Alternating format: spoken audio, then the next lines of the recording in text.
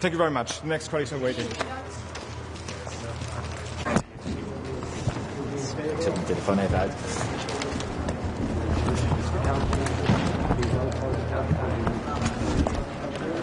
Hoe ziet het eruit? Ja. Mevrouw Klever, de beurzen duiken enorm naar beneden. Hoe groot zijn uw zorgen?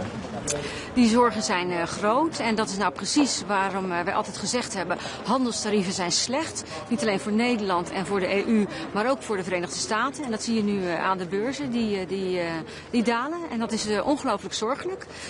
Daarom is mijn inzet hier ook om met de EU om die handelstarieven van tafel te krijgen. Wat is de strategie om dat te bereiken? Nou, in eerste instantie denk ik dat het belangrijk is dat we rustig blijven en dat we de-escalerend en proportioneel gaan reageren. Dus in eerste instantie willen we om tafel met de Amerikanen om te kijken hoe we die tarieven naar beneden kunnen krijgen. Maar we zullen ook niet schromen om een pakket aan tegenmaatregelen klaar te hebben staan als het nodig is om die Amerikanen te dwingen aan die onderhandelingstafel te komen. De Fransen en de Duitsers die hebben blijkbaar op tafel gelegd dat ook de Amerikaanse techsector gepakt moet worden. Vindt u dat een goed idee? Nou, iedereen heeft zo zijn eigen inzet en overwegingen. Ik denk dat het belangrijk is dat we aan de onderhandelingstafel komen en dat we daarvoor een proportioneel pakket aan maatregelen met elkaar afspreken. En ik ga nou niet speculeren welke sector harder geraakt moet worden dan andere sectoren. Ik denk dat het belangrijk is dat we gewoon met z'n allen met een evenwichtig pakket komen. Maar proportioneel, als je ziet wat we vanuit Amerika over ons heen hebben gekregen, is het dan proportioneel om maar af te wachten en alleen maar te de-escaleren? Moet Europa niet juist hard terugslaan? Nou, dat is de afweging. Ik denk dat het belangrijk is dat we in ieder geval rustig blijven. Als je nu meteen gaat escaleren, dan zie je aan de beurzen wat er gebeurt. Dus daarom is het juist belangrijk rustig te blijven, maar niet te schromen om hard terug te slaan als dat nodig is. En hoe lang kan de EU daarmee wachten dan? Nou, dat gaan we straks bespreken. We gaan straks met elkaar natuurlijk met alle 27 lidstaten en met de eurocommissaris gaan we daarover praten. En we zullen zorgen dat er een goed pakket klaar ligt. Een goed pakket aan tegenmaatregelen, maar eerst praten met de Amerikanen. Dan is er ook nog het pakket voor aluminium en staal. Daar wordt deze week over gestemd. Is al duidelijk wat daar wel en niet in gaat zitten? Nou, dat pakket voor aluminium en staal dat bestaat uit twee delen. Hè. Ten eerste het pakket wat er in 2018 al lag, dat treedt nu weer in werking. Maar omdat de aluminium en staal tarieven vanuit de Verenigde Staten richting Europa veel meer omhelzen nu dan enkele jaren geleden, komt er nu een extra pakket bij. Nou, dat pakket is voorgelegd aan de lidstaten. Die hebben daar ook input over mogen geven. Het is ook belangrijk, en dat geef ik ook aan bij de eurocommissaris, dat de pijn eerlijk verdeeld wordt over de landen. Dat niet het ene land meer pijn lijdt dan het andere land. Maar uiteindelijk zullen we pijn lijden. En ook Nederland zal pijn lijden. En welke sector gaat dat in Nederland het meest voelen, denkt u? Dat pakket dat ligt nu voor. Dat is in consultatie geweest. Dat moet nog bekendgemaakt worden. Maar ik zit er hier in ieder geval wel op te drukken dat het Nederlandse bedrijfsleven niet buitenproportioneel geraakt wordt. En hoe moeilijk is het om het eens te worden als landen onderling? Want iedereen heeft natuurlijk zijn sector die beschermt. Of een andere strategie. Hoe moeilijk is het om het eens te worden samen? Ja, het is logisch natuurlijk. Het zijn 27 lidstaten. We hebben natuurlijk allemaal onze belangen. En we proberen allemaal onze belangen hier bij de eurocommissaris zo goed mogelijk te behartigen. Uiteindelijk is het aan de eurocommissaris om dat pakket vast te stellen. Maar ik vind het wel belangrijk, ook hier, dat ik zeg van luister, de pijn moet eerlijk verdeeld worden over de lidstaten. En weet u dan bijvoorbeeld, de Fransen hebben al gezegd, haal die bourbon er maar uit. Want anders dan gaat Trump straks onze wijnsector te hard pakken. Zit zoiets er nog in? Dat moeten we afwachten. In ieder geval heeft elk land zo zijn eigen dingen die ze eruit willen halen. Dat hebben we ook allemaal aangegeven. Uiteindelijk is het aan de eurocommissaris om een afgewogen pakket ervan te maken. Hoe groot zijn uw zorgen? De zorgen zijn groot, zoals u ook al ziet aan de beurzen. Er staat er veel op het spel. Er staat natuurlijk onze nationale... Wij verdienen 1/3 van wat we verdienen we met handel, met export. Dus er staat voor Nederland ook veel op het spel natuurlijk. Dus de zorgen zijn wel groot en daar proberen we zo goed mogelijk een tegenreactie voor te bereiden. Dank u. Tot straks. Minister, als het gaat om landen die bourbon, daar heeft de Franse eurocommissaris al een beetje de schijn van gegeven, maar die gaat van de lijst af. U zei alle landen hebben zo'n beetje zo'n dingen die ze van de lijst af willen hebben. Wat wilde Nederland eraf hebben?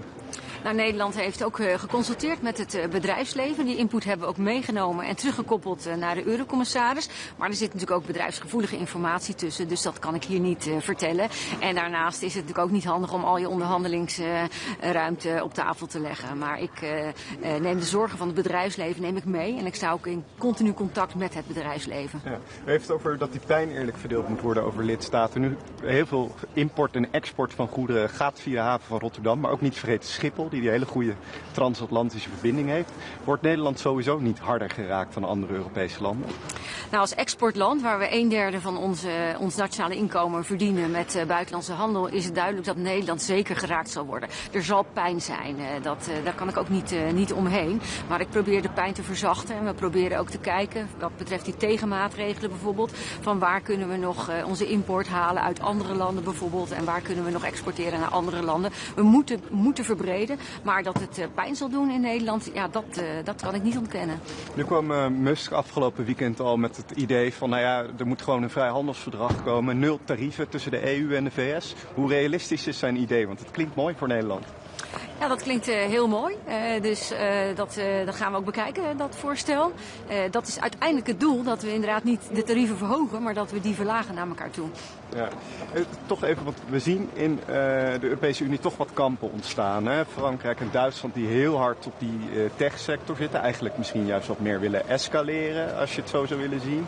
De Italianen die misschien aan de meest zuinige kant zitten als het gaat om tegenmaatregelen. Waar zit Nederland in dit verhaal? En ja, komen jullie uiteindelijk ook weer met elkaar op één lijn? Heeft u daar vertrouwen in? De inzet van vandaag is natuurlijk dat we met elkaar alles bespreken en dat we als EU op één lijn komen. Ik denk dat het ook in ieders belang is. Als EU zijn we een heel groot handelsblok. We zijn een belangrijke afzetmarkt voor de Amerikanen. Dus als we op één lijn blijven, dan hebben we de meeste kans om een goede onderhandeling in te gaan. En de Nederlandse inzet is de-escalerend te werk gaan, maar uiteindelijk ook niet schromen om hard terug te slaan mocht dat nodig zijn. As we prepare to start the negotiations with the US, what concessions the Europeans could give on non-tariff side? For example, are you willing to discuss issues like environmental standards, agri-food standards, in order to lower the tariff rate that the US has imposed? Well, for the moment we are only discussing tariffs. That's on the table here, tariffs and counter-tariffs. But in the end we want to negotiate with the United States to get rid of the tariffs. And we are going to see here what are the possibilities and what will be on the table. I cannot speculate on what's going to be on the table for the moment. But does the Netherlands have any red line for these negotiations? Well, the Netherlands has a lot of there's a lot at stake here for the Netherlands, but I think there's a lot at stake for the US also and for the EU. So we're going to have an open discussion now, and everything will be on the table, and we're going to see what's going to get out of the discussion. And we need to prepare countermeasures at the same time. This is the line that everybody is repeating. Mm-hmm. So as part of these countermeasures, services is unavoidable because we are already reaching the limit with goods. So what services could we target from the US? Financial services, tech services? Obviously, it's not only about goods, but also about services. But I'm not going to speculate on which service we're going to tackle and which not. That's part of the discussion we're going to have today, and that will also be part of the negotiation we will have with the United States. One idea would be to diversify trade for Europe, because the one with the US does not seem to work anymore. Does the Netherlands think more favorably of the Mercosur deal now? Well, first of all, the trade relationship with the United States will remain important for the Netherlands and for the EU. But obviously, we have to look at other trading partners and also, South America. We will be looking at. For Mercosur, the Dutch government has not taken an official position yet because not all the texts are available. There's still the EU is still working on all the texts. So after the text will be available and the complete treaty is available, we will take a position in that. Do you agree with the Commissioner that more free trade agreements will be needed for Europe? Overall, free trade agreements will be favorable for the European Union always. For Mercosur, it's a little bit different because there's also some negative effects for our farmers, for example. So we really want to have an integrated approach for the Mercosur, and once all the texts are available, we will take a position as the Dutch government. And what about China? Obviously, there's a discussion about that today. I mean, clearly, maybe they're a credible partner for kind of closer cooperation in light of what's happening in Washington. Also, China is an important trading partner for the EU and also for the Netherlands, and it will remain an important trading partner. But obviously, there are also some issues like level playing field issues with China that we have to address. One concern that everybody shares is the possible trade diversion from China and other countries into the EU. What safeguard measures should be taken? What sectors are the most vulnerable ones? Shoemakers, electronics, I don't know what is the most concerning one for the Netherlands. The expectation is that trade flows will diversify, and there's also the chance that there's more imports from China into the EU. We have to look at a level playing field. We do have some concerns. It should be in coherence with the world trade rules that we have agreed with each other. So if that's not the case, then we will not hesitate to take measures. Is your impression that it could be a negotiated solution with the US so far? That's what we are aiming at. We want to negotiate with the US and come to a solution, because tariffs are bad for the EU, for the Netherlands, but also for the United States. Thank you very much. Thank you. Morning, everyone. EU-US trade is the topic number one for today. And we all know that tariffs are an unfortunate thing. Tariffs are taxes. Tariffs hurt our economies, our businesses, our customers, and our citizens at the end of the day. Therefore, we should look for the solution in our trade with the United States. We should avoid escalatory measures right away. We should look for a negotiated solution, and Lithuania stands for concrete steps forward into that direction. We support the Commission's mandate into that direction. We are looking also forward for European Commission to provide measures to soften the effect on our economies in EU, and those has to be for the investments in other industries and sectors. Defense, one of the solutions. The second way is, of course, to diversify our trade and new markets. And the third option is surely to look for the solutions also in the future to soften the effects of other exporters that will look to enter the EU market for the reasons of the US tariffs. China, first of all. So we have also to see for the prevention measures in the future for it. And then from our position, we are really interested in seeing strong and united Europe. Contradictory measures at this moment are very counterproductive. Therefore, I look forward for the united position that will come up from this meeting of the Foreign Affairs Council on Trade. As we prepare to start these negotiations, or we already started with the US, what are the red lines that Lithuania will have? Or are you willing to talk about everything from SPS, agri-food standards to tech regulation? First of all, of course, we have to show that we have the countermeasures, that we have the leverages vis-à-vis United States. We are not the soft and weak side in these negotiations, but we don't have to use those right away, all those leverages. We have to look for opportunities to negotiate with United States. Of course, we have to receive more clear message what's in interest of United States to achieve at the end of the day. We understand that it's beneficiary to both sides to trade, US and EU. That's the largest trade, that's the largest investments on both sides. Both sides suffer from deficiencies in global trade. Both sides suffer from China's policies towards us. So there are the natural grounds to find the joint and common interest and to find the solution. So we have to show the leverages that we have. to put them a bit to the side and go for negotiations. So the EU start preparing the anti-coercion instrument, given how, the flexibility it offers to target also services? We know that we have it, and United States know that EU has ACI as an instrument, but we don't have to use it right now.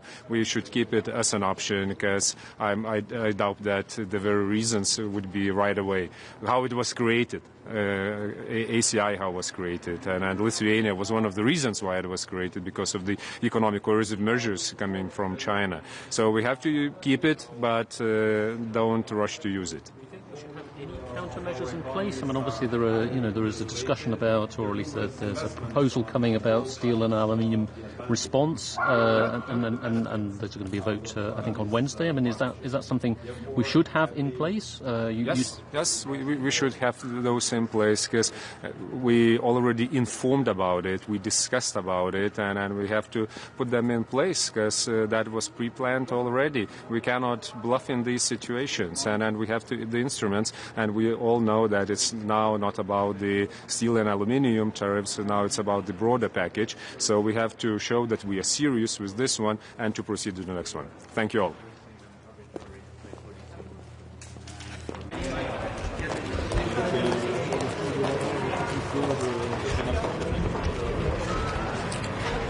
Okay, good morning.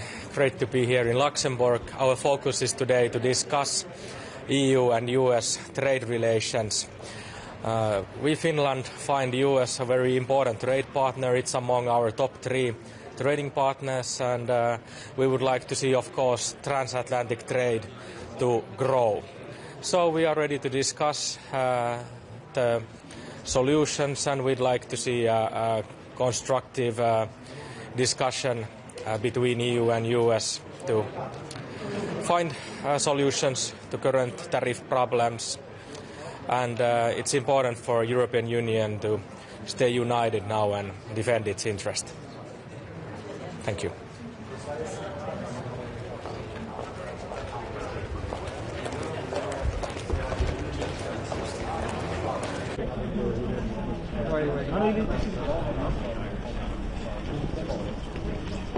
¿Aquí estoy bien? Muy bien. Buenos días. Muchas gracias por atender este punto de prensa aquí hoy en Luxemburgo. Como saben, tenemos por delante una reunión importante entre los ministros de Comercio de la Unión Europea para seguir avanzando en la definición de la estrategia de la Unión ante estas medidas injustificadas y totalmente arbitrarias impuestas en materia arancelaria por la administración estadounidense la semana pasada. El mensaje desde Europa tiene que ser claro, tiene que ser un mensaje de confianza y unidad, particularmente en estos momentos de tan elevada incertidumbre, donde ya estamos viendo el impacto real de estas medidas que, como ya dijimos muchas veces, solo hacen que el mundo esté más fragmentado y más empobrecido. Llevamos 3 días de caídas muy significativas en bolsa. Frente a esto, por lo tanto, un mensaje de confianza y de unidad desde Europa. Confianza y unidad, en primer lugar, para nuestros consumidores, para nuestras empresas, nuestras industrias, que sepan que Europa les defenderá y, por supuesto, protegerá sus intereses. En segundo lugar, un mensaje de confianza también para nuestros socios comerciales, que sepan que Europa va a seguir siendo un socio estable, un socio confiable y va a seguir estando abierta, por supuesto, a los intercambios comerciales. Y esto se traduce, si me permiten, en 3 elementos o en 3 medidas concretas. En primer lugar, cuando hablamos de proteger los intereses de nuestras industrias y de nuestras empresas, lo que queremos es que desde Europa se complemente la respuesta que podamos tener los Estados miembros. España ya desde el primer momento ha puesto en marcha una red de seguridad para los sectores potencialmente afectados y creemos que tiene que haber también un instrumento que ayude, que apoye a las empresas y sectores afectados desde el ámbito europeo, y eso es lo que vamos a proponer hoy. Además de esto, decía también confianza para nuestros socios. Desde Europa tenemos que seguir avanzando hacia la consecución de, por supuesto, acuerdos comerciales con cada vez más socios estratégicos. En este caso, corresponde a corto plazo ratificar ese importantísimo acuerdo con Mercosur. Y luego, por último, con respecto a Estados Unidos, tenemos que seguir manteniendo ese mensaje de mano tendida, mano abierta, a finalizar unas negociaciones que son buenas, que serían buenas para todos, puesto que, como sabemos, tenemos muchísimo que proteger. Es la relación comercial y económica más importante del mundo y desde Europa queremos seguir demostrando que estamos abiertos al diálogo, a llegar a una solución negociada y justa. Dicho esto, hacen falta dos para llegar a un acuerdo y desde Europa también es importante mandar el mensaje de que estamos preparados, como decía antes, para proteger a nuestros consumidores y a nuestras industrias y tenemos las herramientas necesarias para hacerlo. Y quedo a vuestra disposición. Habla de ayuda, de un plan de ayudas que debe complementar la Unión Europea. ¿No cree que eso puede traducirse en una subvención indirecta a los propios aranceles de Estados Unidos? Bueno, nosotros lo que creemos es que desde Europa tenemos que tener en cuenta que hay que lanzar un mensaje de que la Unión Europea protege a sus ciudadanos y tiene un paraguas precisamente bajo el cual estamos todos más protegidos defendiendo nuestros propios intereses. A partir de aquí, estas ayudas tienen que ser también a nivel europeo por varias razones. La primera de ellas es que las competencias en materia arancelaria están en Europa, las tiene la Comisión Europea. La segunda es que si tenemos aranceles impuestos a productos estadounidenses, la recaudación irá mayoritariamente también al presupuesto europeo. Y la tercera, como decía, es que tenemos que lanzar ese mensaje de protección de paraguas desde el ámbito europeo. Estas ayudas, esta protección, desde luego que puede tomar también la forma de búsqueda de nuevos mercados, tal y como tiene también el plan de relanzamiento español. Tenemos que ayudar a las empresas a ser más resistentes en el medio plazo ante una posible reducción estructural de sus pedidos o del mercado estadounidense y ese es yo creo que el mensaje que debe lanzar la Unión Europea hoy también, de protección de sus consumidores, de sus empresas e industrias, y esto es compatible perfectamente con ir avanzando a tener sectores cada vez más resilientes, buscando mercados alternativos. En este caso hablábamos de Mercosur, pero también esa iniciativa, ese empuje de ir hacia los mercados asiáticos que está liderando la Unión Europea, la Comisión, pero que también desde España estamos promoviendo, por ejemplo, con la visita del presidente a China esta misma semana. ¿Cómo se consigue el equilibrio entre no escalar esta guerra comercial y a la vez proteger los intereses europeos? Bueno, en primer lugar tenemos que dejar muy claro que Europa no quiere este conflicto comercial y que solo estamos respondiendo a medidas injustificadas y totalmente arbitrarias que se han puesto sobre la mesa. Y además nuestra respuesta siempre será justa y proporcionada. Ese es el elemento esencial por el cual tenemos que empezar esta discusión. Ese es el punto inicial y a partir de aquí hay que encontrar el equilibrio efectivamente para transmitir un mensaje que nosotros no queremos escalar ningún conflicto y que solo estamos respondiendo y a la vez que esa respuesta, como bien dice, no impacte o impacte de manera mínima a nuestros sectores, a nuestras industrias. Por ejemplo, a la hora de imponer aranceles a productos estadounidenses, que no impacte a nuestros productores, en particular si no tienen capacidad de diversificar esas importaciones. Cuando hablas de ratificar Mercosur en el corto plazo, ¿eso cuándo es? O sea, ¿el corto plazo qué es exactamente? Bueno, nosotros esperamos, aquí evidentemente los plazos tendremos que ir viendo, pero esperamos que la situación actual esté desde luego siendo un acicate para que todos entendamos que tenemos que ir lo más rápido posible en esa ratificación de Mercosur. Por darles un ejemplo, dos de los sectores que pueden verse más afectados por los aranceles en España son el sector del vino o del aceite de oliva y para nosotros la apertura de un mercado como Mercosur puede llegar a suponer hasta un 40 o 50% de incremento de exportaciones para estos dos sectores. De ahí de nuevo la importancia de ir avanzando. En cuanto a plazos, nosotros creemos que es deseable que la propuesta ya para empezar a ratificar, a empezar a negociar la ratificación por parte de la Comisión esté sobre la mesa antes de las vacaciones de verano y que antes de final de año este acuerdo pueda estar, esperemos, ya ratificado. Ministro, esta semana se va a cerrar también en principio la primera lista de productos estadounidenses en los aranceles. El vicepresidente Cyprus1Click ha dicho que podría quedar fuera de esa lista el bourbon. No sé si España también está de acuerdo en que quede fuera de esa lista o tiene alguna petición. Bueno, de nuevo, nosotros hemos trasladado a la Comisión Europea nuestras peticiones específicas de productos que creemos que no son fácilmente sustituibles por industrias españolas para que, como decía antes, minimicemos el impacto de estos aranceles para nuestros productores y para nuestras industrias. Yo creo que es precipitado hablar de cuál será la lista final. Tenemos que seguir avanzando estos días para cerrarla definitivamente, pero de nuevo, tenemos que ser inteligentes y tener una estrategia que minimice el impacto sobre nuestras industrias y que mande un mensaje muy claro de que no queremos una escalada en términos del conflicto. Ministro, hablando del viaje del presidente Sánchez a China, ¿no? Es un tanto contradictorio que la Unión Europea defina a China como un riesgo, un peligro, y el presidente intente abrir unos nuevos lazos económicos y comerciales. Bueno, yo creo que estamos todos, además, en el caso de China, teniendo un mensaje muy claro, y es que somos conscientes de que tiene que ser un socio estratégico hacia adelante, pero esto es independiente de la situación actual con respecto a Estados Unidos. Desde España, de hecho, llevamos ya varios años empujando por reforzar esta relación, entre otras cosas porque nos ayuda a abrir un mercado importantísimo y además es una fuente potencial de inversiones en nuestro continente, en nuestros países, y yo creo que este mensaje que España viene liderando, el propio presidente, está siendo cada vez más aceptado y cada vez más compartido por parte del resto de Estados miembros. Ministro, habla de mano tendida, ¿había algún signo de parte de la Casa Blanca de que sí que ahora sí están abiertos a negociar, y mano tendida hasta cuándo? Bueno, tenemos que mantener también la cabeza fría, hay que intentar evitar la sobrerespuesta, ¿no?, a tweets o declaraciones. Nosotros tenemos que intentar, desde luego, avanzar en el trabajo, en el día a día de un posible acuerdo negociado, y aquí estamos ahora. Se ha abierto una nueva fase en este conflicto comercial tras el anuncio de los aranceles por parte de Estados Unidos el miércoles pasado, y aquí tenemos que entrar esta nueva fase, como decía, con la mano tendida y abierta, pero sin ser ingenuos. Para ser capaces de llegar a un acuerdo hacen falta dos partes en ese acuerdo y que todos estemos con esa voluntad negociadora. Veremos cuál es la actitud por parte de las autoridades americanas, apoyaremos en todo lo que sea necesario, en este caso a la Comisión Europea, al comisario Šefčovič, en estas negociaciones, y por nuestra parte, desde luego, de nuevo, no creo que debamos ponernos tiempos, pero Europa debe ir reaccionando conforme se vayan desarrollando. Ministro, más allá de un mensaje de confianza, ¿qué puede decir el Gobierno a los inversores para parar todas estas sangrías en las bolsas?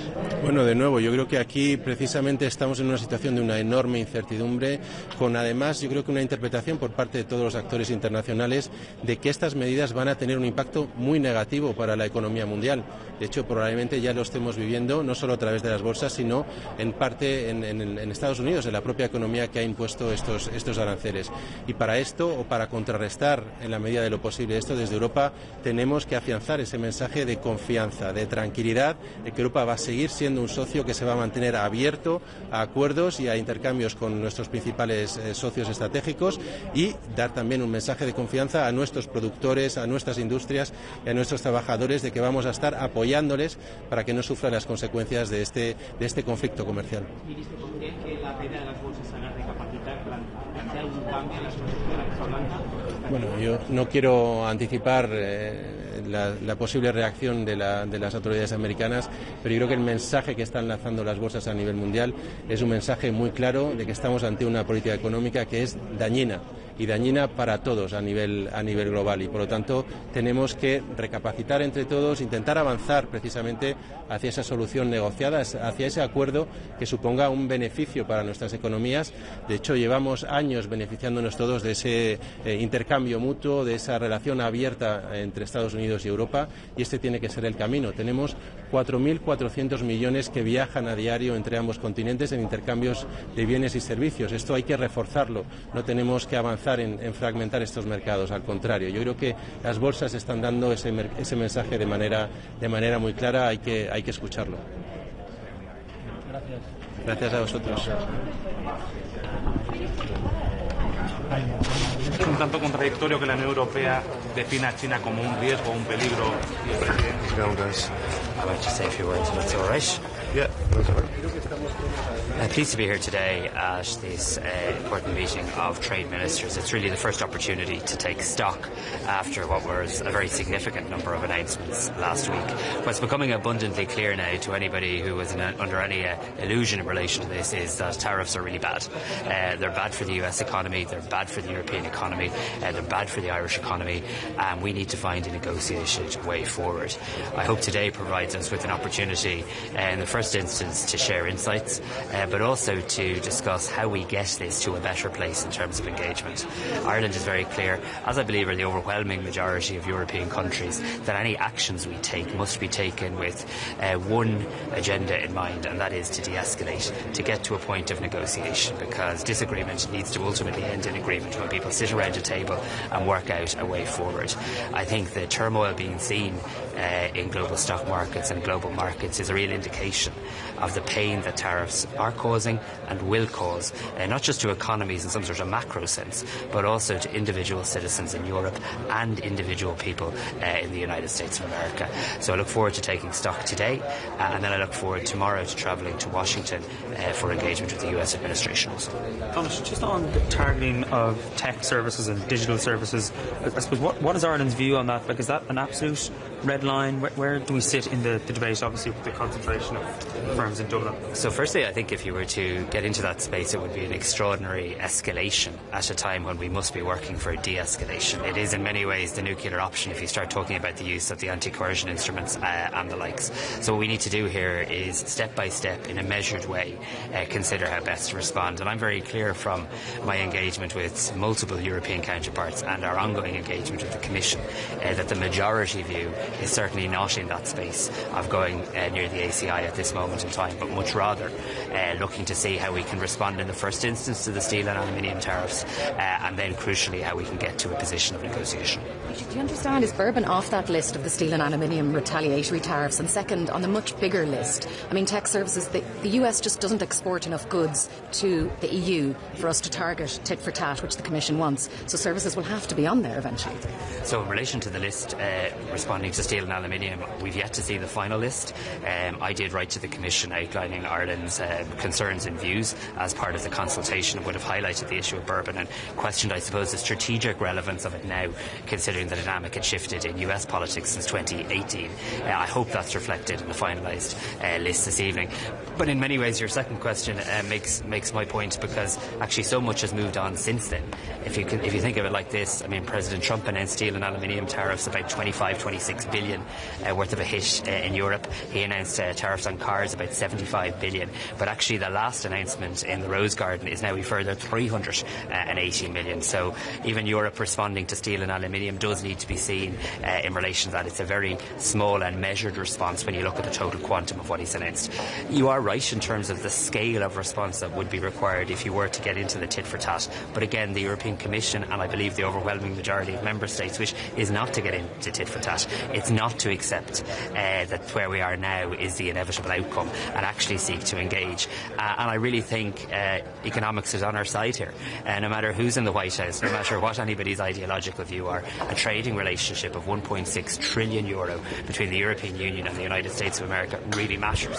And we're beginning to already see the US markets, and I think people in the United States themselves begin to convey that to their administration. So what's important here is that Europe reacts in a calm and measured way. Time is somewhat on our side. We've got to actually take this step by step, and that's what we're going to do, and that's certainly the message that Ireland will convey here today.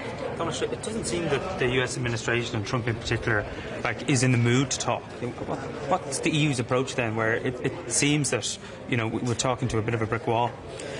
I think we always have to be careful to not respond to kind of every comment made in the US administration, and I say that respectfully. But if I look at a range of things that we've heard in recent days, certainly the word negotiation and talks have been mentioned many times. In the executive order that President Trump himself signed, it provides space for people to engage and negotiate and get to a better place on tariffs.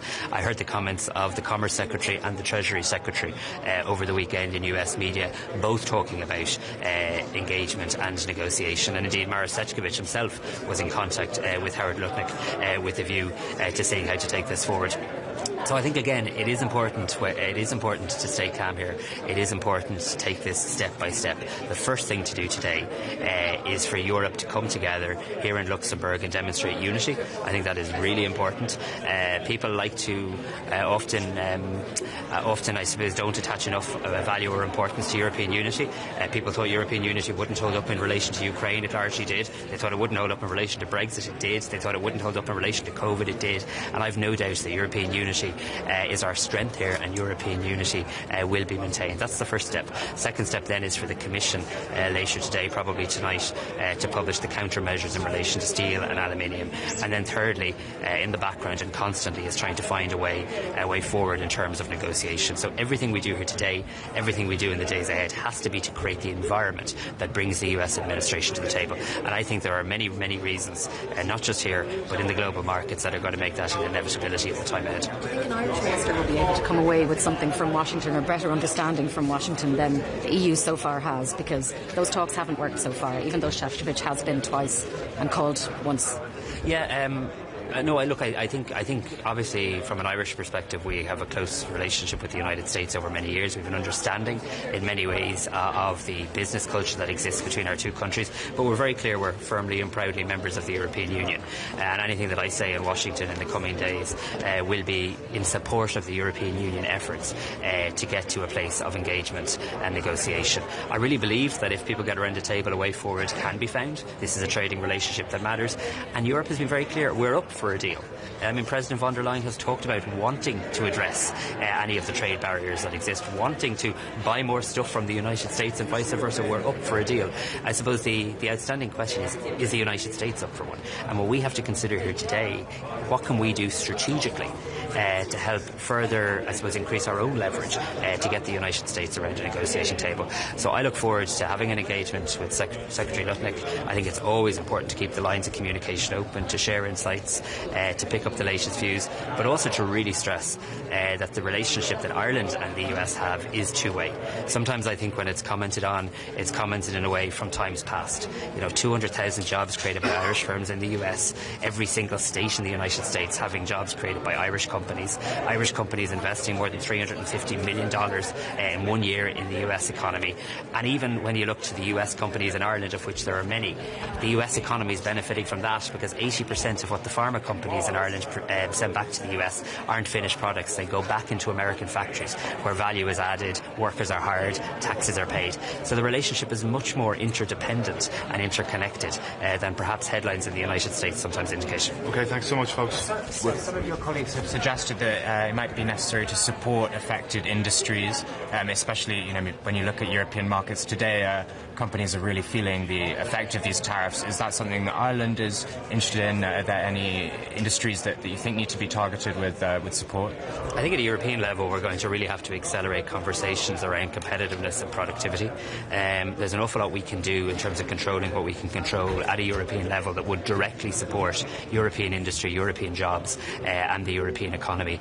If there's a need to support individual sectors as we go through this global financial challenge and the economic turmoil that President Trump's announcements have caused, Ireland certainly will always keep that under review. We've a proud track record in our country of supporting business, supporting enterprise. But I want to say this, and I say this to businesses in Ireland, and I think businesses right across Europe. There is no scheme that any government that can devise that would be better than trying to mitigate the damage of tariffs, and that's where the focus has to be in the here and now. Okay, thanks very much. We'll see you later. Cheers.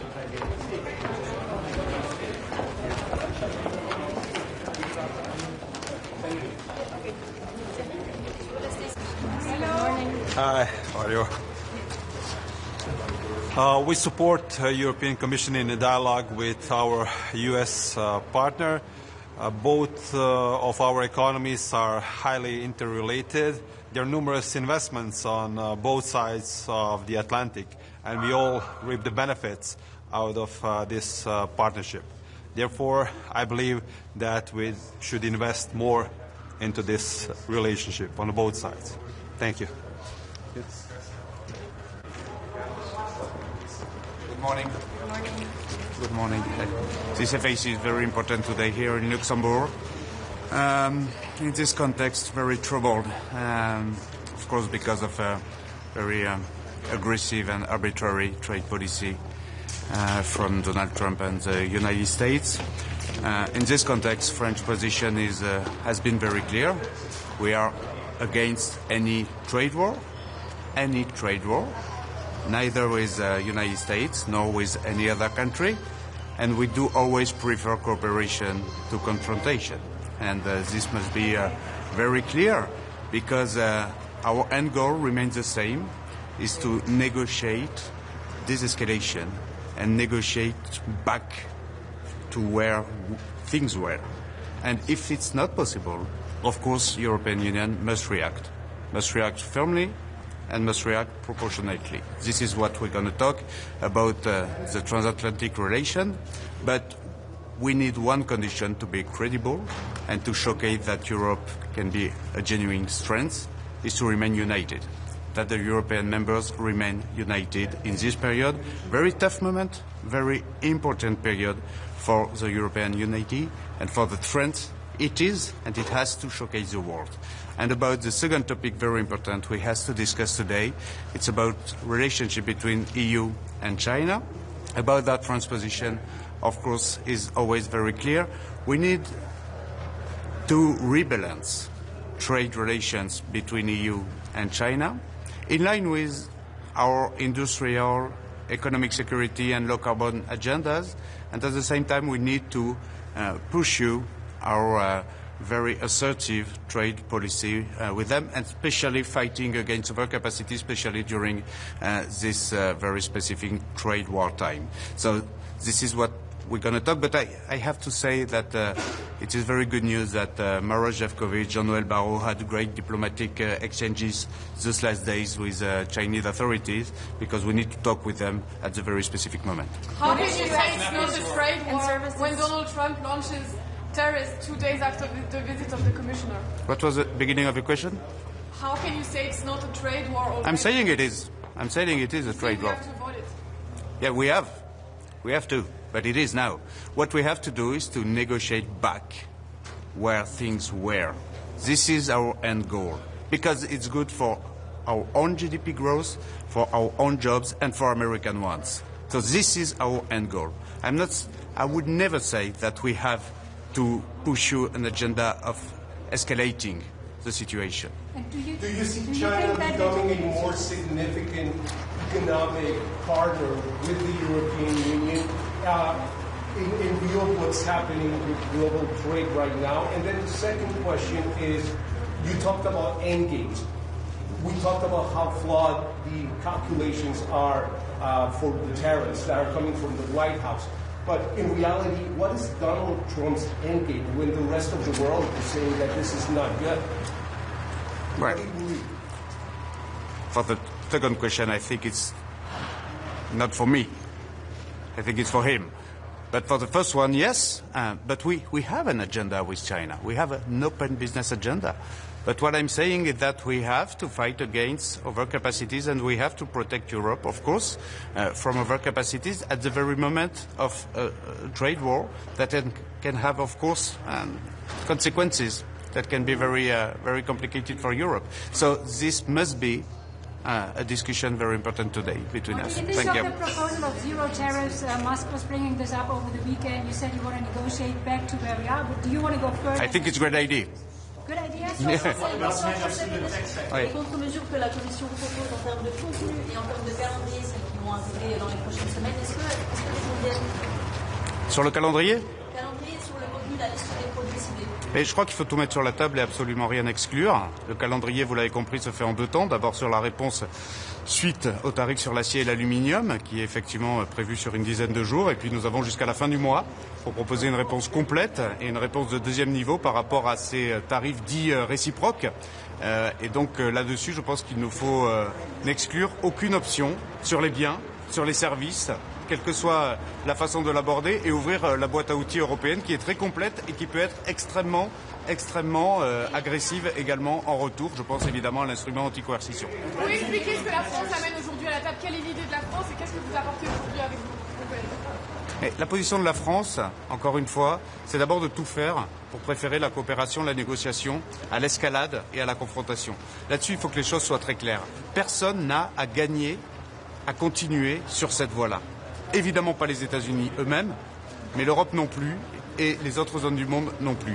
Si, pour parvenir à cela, il faut que l'on montre ce qu'on est capable de faire en termes de riposte, alors l'Europe doit savoir le faire. C'est ça la position de la France, avec toutes les options sur la table, sans oublier, ce que je disais tout à l'heure, sans oublier de savoir protéger aussi notre propre continent des conséquences des détournements de routes commerciales qui pourraient avoir lieu suite à cette guerre commerciale. Je pense bien sûr aux surcapacités asiatiques et notamment chinoises.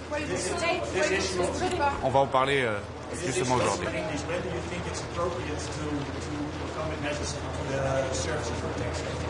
I do.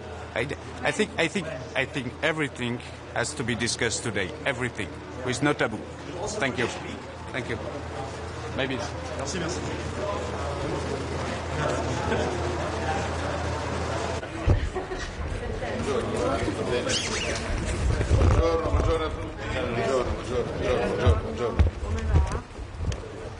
freddo.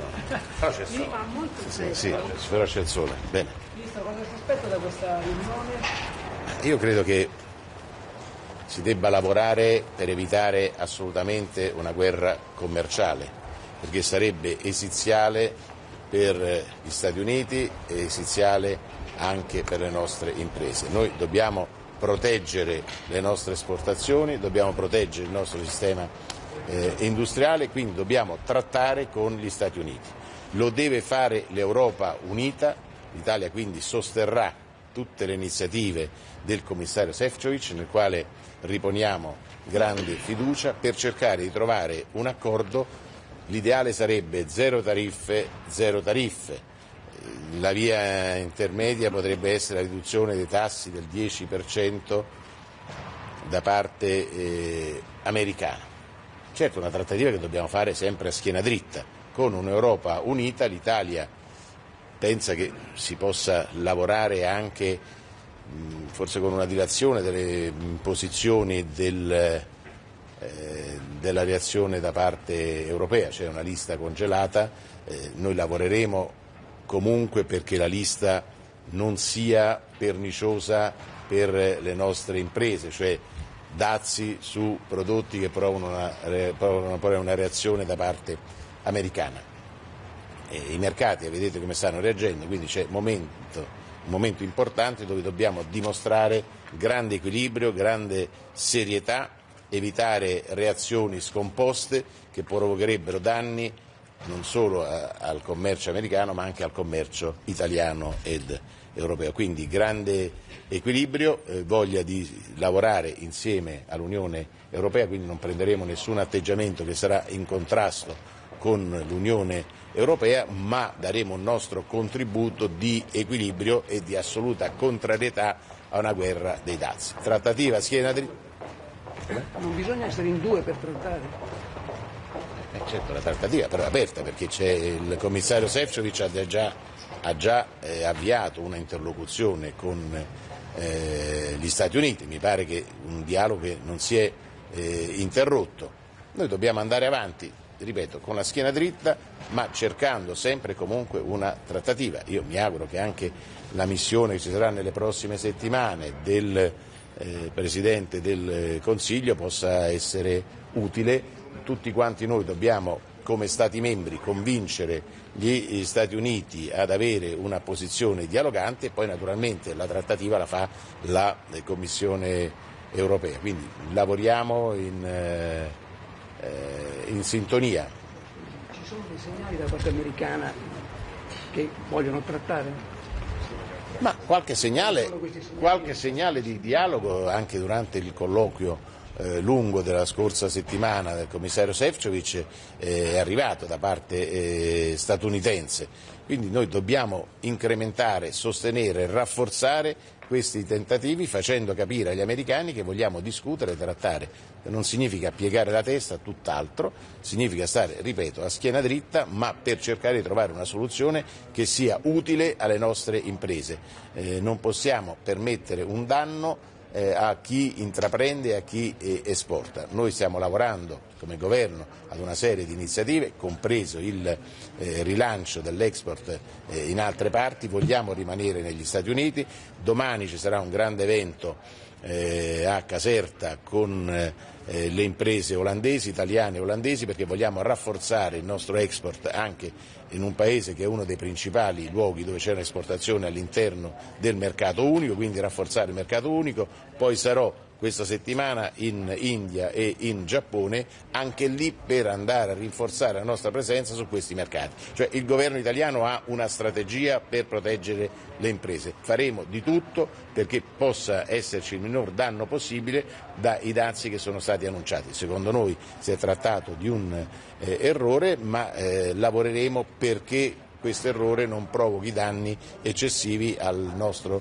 sistema imprenditoriale. Quindi anche facendoci portatori di idee positive all'interno dell'Unione Europea, valuteremo quali saranno le migliori. Stasera ci sarà una riunione anche a Palazzo Chigi tra noi ministri competenti per materia con il Presidente del Consiglio, quindi valuteremo tutte le iniziative più idonee per sostenere il mondo imprenditoriale, che da domani pomeriggio cominceremo ad ascoltare e incontrare per vedere cosa chiedono loro a noi. Contemporaneamente però lavoriamo, va avanti il piano d'azione del Ministero degli Esteri e del Commercio Internazionale, dicevo già domani ci sarà il primo evento con gli olandesi, con il Ministro degli Esteri olandesi nella Reggia di Caserta, quindi noi siamo mobilitati, stiamo al lavoro, non facciamo chiacchiere, ci occupiamo piuttosto che preoccuparsi, perché preoccuparsi serve a poco, occuparsi invece è il modo migliore per tutelare il nostro sistema imprenditoriale e la nostra economia. Non c'è preoccupazione per le borse che stanno crollando verso giorno? Stiamo lavorando, stiamo avviando tutte le iniziative possibili, convincendo anche gli altri, sono qui come Vicepresidente del Consiglio anche per dire all'Europa: dobbiamo affrontare in maniera determinata la questione, cercando di arrivare ad una trattativa. Il mio sogno è quello di avere un mercato europeo e transatlantico che sia un mercato unico dove non ci siano tariffe. Noi dobbiamo arrivare a questo obiettivo. Ministro, una domanda, scusi, per quanto riguarda...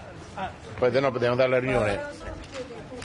Se dovessero per esempio aumentare le importazioni dagli Stati Uniti, potrebbe essere una soluzione? Ma io l'ho sempre detto, poi qualcuno è insorto perché ho detto che possiamo aumentare le importazioni, comprare più negli Stati Uniti, internazionalizzare di più, cioè investire di più negli Stati Uniti, è un modo per proteggere il nostro export. Mi sembra una cosa per la quale non serve una grande intelligenza, mi sembra una scelta giusta, che non significa delocalizzare. Io sono contrarissimo alle delocalizzazioni, ma sono favorevole alle internazionalizzazioni. Da qui il lavoro di domani con gli olandesi, di questa settimana con l'India e con il Giappone.